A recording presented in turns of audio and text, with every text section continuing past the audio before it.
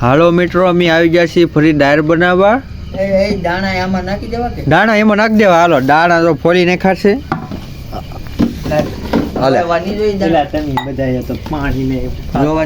દાળ બાફા મૂકી દીધી છે ને હજી બનાવવાની બાકી છે. તો અલ્પેશભાઈ બનાવી દે, પછી આપણે તમને બતાવું.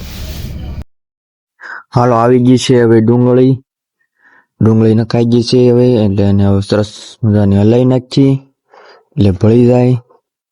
દાળ બફાઈ ગયેલી હતી આપણી પહેલેથી. ચાલો હવે થોડુંક પાણી ઘટે એટલે ઉપર મૂકી દીધું, થાળી ઉપર નાખીને ટમેટા સુધારી નાખજો. પછી નાખી દે હું ટમેટા. હાલો, હવે ટમેટા આવી ગયા. ટમેટા કાટા મીઠા ટમેટા. પછી તેલનું આપણે ઓલું કરીશું. ચાલો, હવે આપણે તેલ નાખી દઈશું. તેલને બધું કરવાનું છે મિક્સ. તેલ મરચું ને એવું. તેલ મરચું હળદર ધાણા જીરું. હાલો, તેલ તપેલીમાં લઈ લીધું. હવે થોડુંક તેલ તપેલામાં નાખી દેવાનું. અડધું તેલ આમાં નીકળ્યું ને અડધું તેલ એમાં.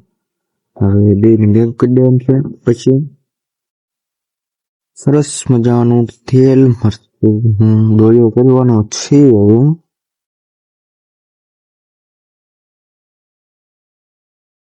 ચાલો, હવે તેલ મરચાંનો ડોળિયો કરી નાખીએ મસ્ત મજાનો.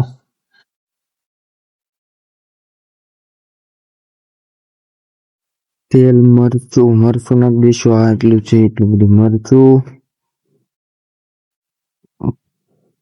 8-9 જણાનું છે.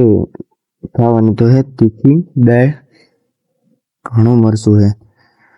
પછી નાખી દઈએ હળદર. પછી આવશે ધાણા જીરું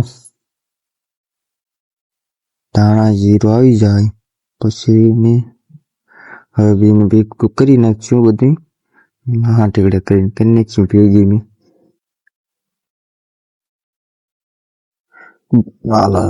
ભેગું થઈ ગયો. થોડીક દાળનો ડોયો નાખી દો એટલે બધું ભેગું થઈ જાય. એટલે પછી આપણે નાખી દેવાનું છે તપેલામાં.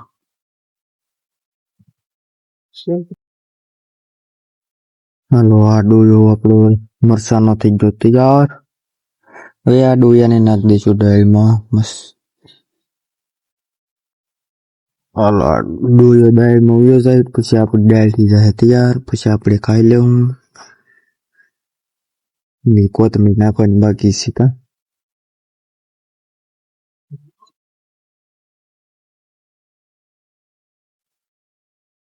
હાલો, આવી ગયો આ બધું.